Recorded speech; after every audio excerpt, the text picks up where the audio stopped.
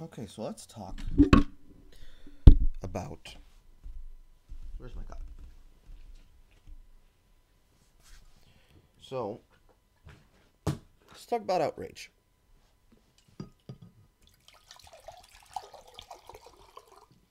Specifically, let's talk about outrage farming and marketing. So, if we're aware of what's been going on, because I've been covering it, you are highly aware of the fact that, as of late, there has been many well known publications, developers, companies, marketing firms, etc., etc., who have been materializing and using a specific tactic. That tactic is to rile people up, get them mad, and have them drive clicks. We're all familiar with this tactic. But the thing is that it's being used by companies such as Disney. They did it when they used the outrage of Brie Larson to push the monetization for her film by allowing the ongoing war of fan of versus fan to bring them to a standstill, effectively crying or yelling and arguing about something so stupid as a film, to Blariel, Black Ariel, forward Ariel, the actress that was chosen for the next cash grab that I warned you about would be coming down the pipeline in the form of this one being The Little Mermaid. The actress Halle Bailey being chosen as the lead female role of Ariel, much to the chagrin of a Disney fan and the most hardcore alternative individual who loves Disney classics. This is the second time I tried recording this because the first time wasn't succinct enough. The long and the short of it, Disney is probably at its most evil right now than it ever will be again in its lifetime. Under Bob Iger, we have seen them do everything from outright ignore and refuse to address the harassment of the General Akbar actor, the harassment of Daisy Ridley, and the harassment of Adam Driver and his wife, because of the horny on Main Fujoshits that refuse to actually be punished, the outright evil of refusing a father his child's last wish of having a picture of Spider-Man on his grave. Because, and I quote, Disney must preserve magic while creating works of, well, not exactly, I'd say art, for no other reason than to grab at cash and constantly keep it like a scene of Evita, just rolling on in and rolling on out. Because Far From Home is not a Spider-Man film. Um, because it's easy to milk outrage when you have almost 60% fucking market share control and want to consume every single IP in Valley and make it into a cash cow, baby. Worst part of all, people are okay with this. They're standing it. They're supporting it. They have been. You've seen the thread that I made, if you haven't. It's a thread of people actually supporting Disney to censor individuals for their ability to cover the film Captain Marvel back when they were doing that. You know, before the Radical Jawa, another one of our associates and mutuals was taken off the internet, gunned down in the street by upset aggregationalists, the same as has been happening to many of our mutuals when we talk about and attempt to discuss things with other people on these subjects. The long and the short of the long johns here. We're at the point now in these I like to call them stan warfare. In these street fights, the equivalent of street fights on Twitter, where a thing comes out, fucking, I'm light, where something comes out, and instead of people being very cautious, because they should be very aware of the fact they're being monetized, like simpletons, they instead lean in to the fight.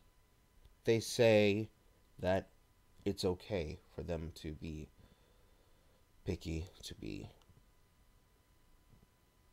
well, entitled, because they're a woman, or they're a minority, they're a person of color, they're etc., etc., etc., insert foot here.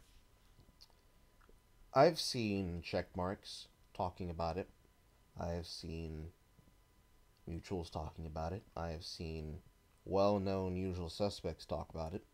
And no matter how many times I rack my brain attempting to discuss it in such a way where I can be able to present it with just general understanding that this is bad in all the ways possible, I can't really get the words out as succinctly as I can. I try to start, and the video ends up becoming 30 minutes long.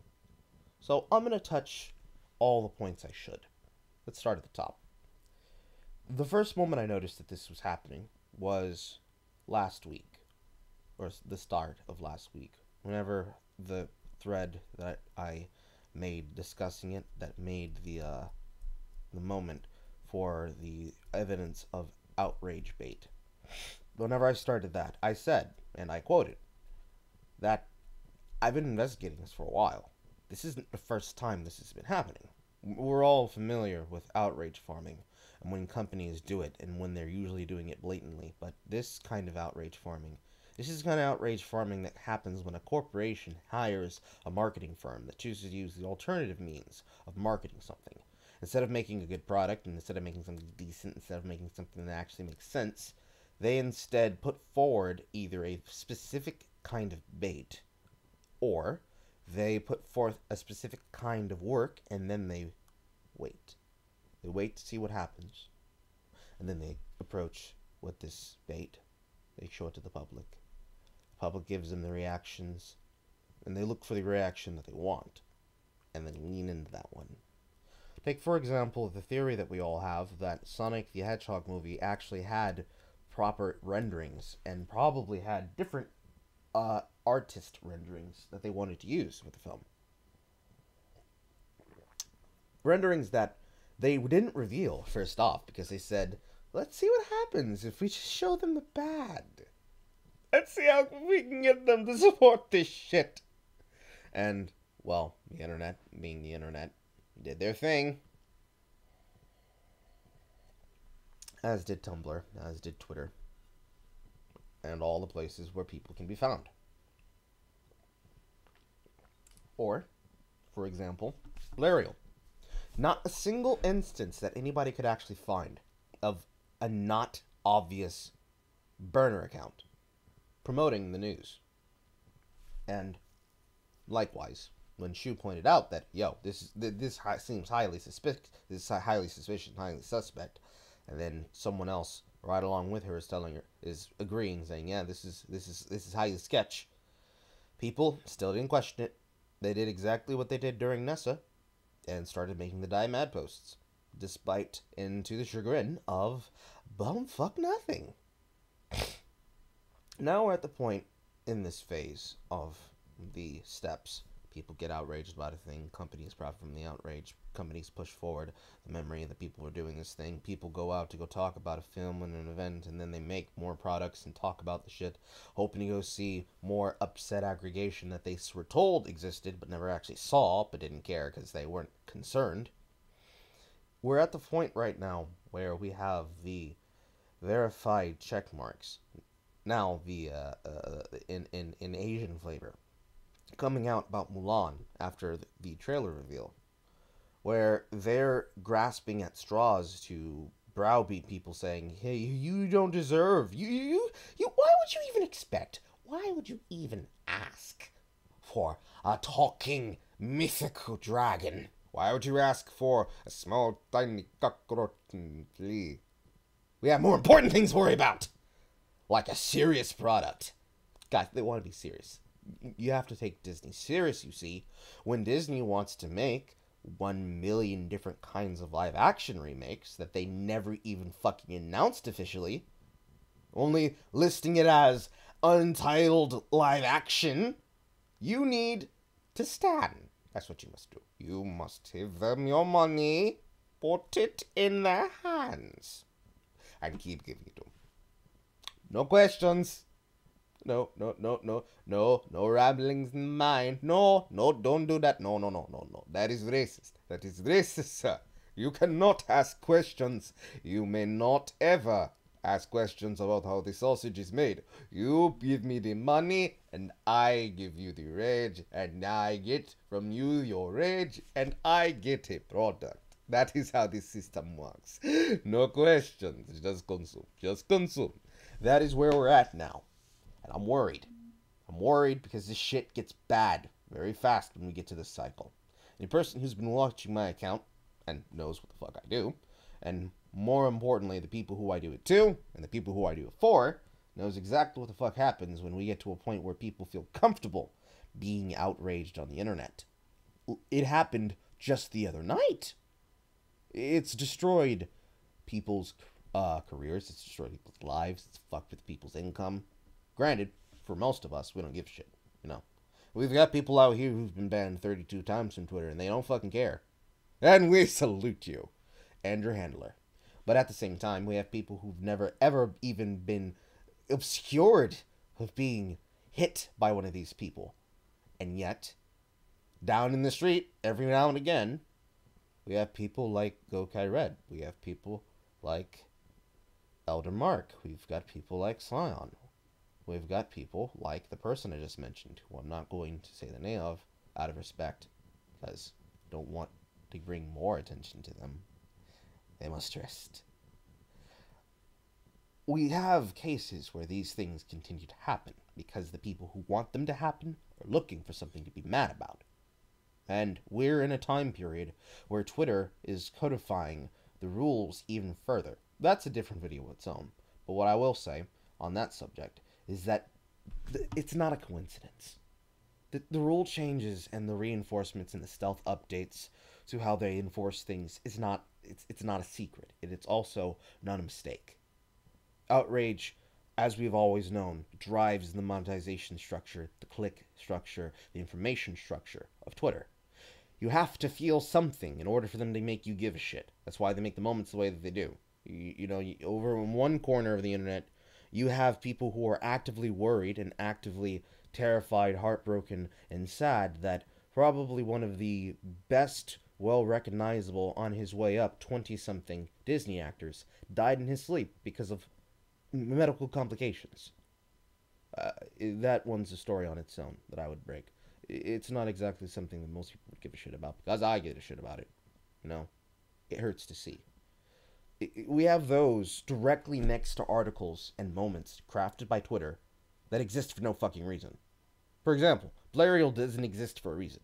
You could say, well, it's newsworthy, but is it? Is it? The ginger side is newsworthy. The 12th time in recent memory in current year,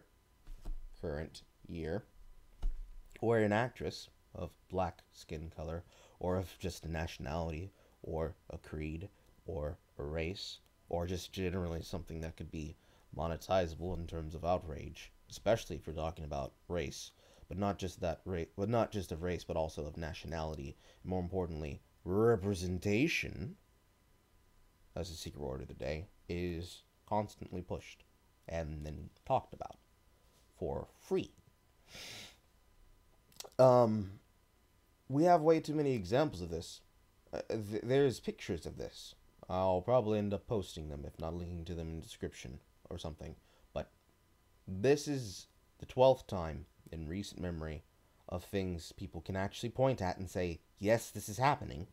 Especially after the near miss of The Witcher trying to cast the whitest of whites as the darkest of midnight mauve black. We seem to have a problem where we have Hollywood intentionally being lazy as shit, where they, instead of making something smart, making something good, making something nice, putting in the effort, putting in the actual diversity to say, hey, let's get diverse people to make a product. Let's not just put them in a figurehead position like we did with Ryan Cooley and his project of black Rokandan descent and constantly making people wish that film did not exist. Instead of doing that, and instead of doing what they usually do, which is what they're doing now, the outrage farming, they make something of quality. They make something of note. Now, be it beyond me to harass and get on Disney about their remakes. We all know they're shit. We know they're going to make them. You know, they're going to monetize everything that they can. That's why they do it. It's copyright reasons and it's also money reasons. Why not do it? Technically, they own their versions of the stories, while they plagiarize versions of history that they always stole to begin with. So, people aren't going to fucking care about that. People are just going to see a product and they're going to consume it, because they want something to talk about. Then you have the other problem, which is the laziness problem. As Disney continues to be held beholden to the opinions of people who they are trying to pander to, much like the video game industry is right now, we have the same intonations coming about with this as we do there, which is when they do these things, when they have these opinions, when they push forward these standards of diversity for diversity's sake, and not because diversity because the actor is talented, diversity because they were looking for actual ability over appearance, as the trope would be. They do it because they know that if they do this, it'll bring more attention to them. They know that if they put forward the most outrageous thing possible and just let people run away with it and never correct them, that it's going to lead to higher profits. Now, whether or not that tactic actually works outside of Marvel and the MCU is to be seen. But what I see working out for them is them getting money from doing this and this alone. It remains to be under observation where we go from here. But what I can tell you, for 100% for Swighton, is as we approach the release date of My Little Mermaid, as we reach and approach the fever pitch of the release date of My Little Mermaid, or The Little Mermaid, excuse me, did it twice, or as we approach the release date of Mulan, we're gonna have more talking heads doing the same thing again. They're going to cherry pick some example of somebody who did something that was really mean, as per the standard of the checkmark, everybody but me is a racist, insert / misogynist. We're going to see them cherry pick something that is happening to them, that was told to them by men and women. They're going to ignore the women that disagree with them. They're going to ignore the men who are not even that mad and are just critiquing what they have to say. Be quiet, you. They're going to also include people who are on the far fringes of the side that they're opposed to, on both sides of this issue, both those pro and con, and they're going to talk shit. They're going to talk endless amounts of shit. And we're going to have Captain Marvel all over again, where people, despite individuals like myself, who are completely removed from this fight, and simply critique the actress and her performance involved, they're going to see the other side as demons. Cinema Wins talked about this, actually, the other day, in his part 2 on the Captain Marvel situation. He discussed it, based on how, not the actual truth of the matter lie, but how the other sides viewed them.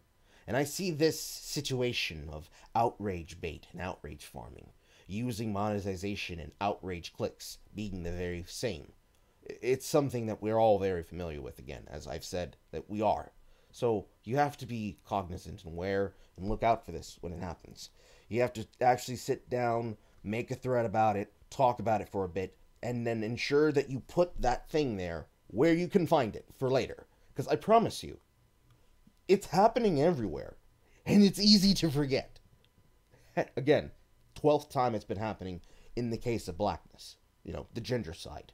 In case of just representation being an excuse to erase entire nationalities and backgrounds of historical characters, it's like the 200th case. And this has been happening since 2011, 2012, 2014, if you want to be accurate.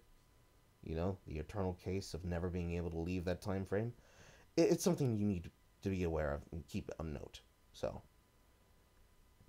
now that you've been filled in, one more thing of note before I go.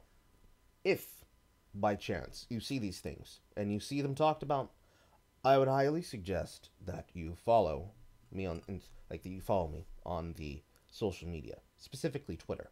I'll be talking about it very often there, as I've made moments and threads dedicated to it and will continue to.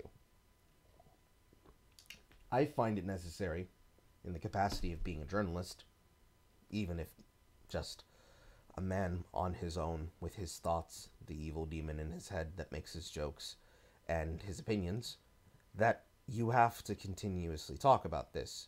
Not in the capacity of making it a very much everything you have to point out kind of thing, but you have to be able to note that this is a thing that happens. Not only is it happening, it's happening again, and that it's a thing that you have to pay attention to and also worry about, because we have the same situations that are going to keep repeating themselves, and they're going to be very easy to ignore for those who don't like them. I personally have no opinion of this. I see the news, I report it. But for you, the regular person, if you want to be inoculated from it, I would suggest following me on Twitter, at Mr. Random. Do so at your own leisure, and when you do, go to my moments. Go down the moments and just click an article and read. I can promise you the top article itself right now is the thing that I already spoke on, the outrage bait. Everything from there down will give you a general gist of where we're at and what we're doing. I'll continue to do so in the future to make things easier for you, the people, to read, and for me, the writer, to be able to remember that I did. Plus, since my reach on the platform is being throttled for having, talked at people. So, it's going to be necessary that when you read those things, read them, share them, and make sure to follow. Because, I need every single bit of help that I can get to get you what you need to know. So, until next time, this is your boy Carl. And please remember to have yourself a damn good one. Right. See you next time, guys.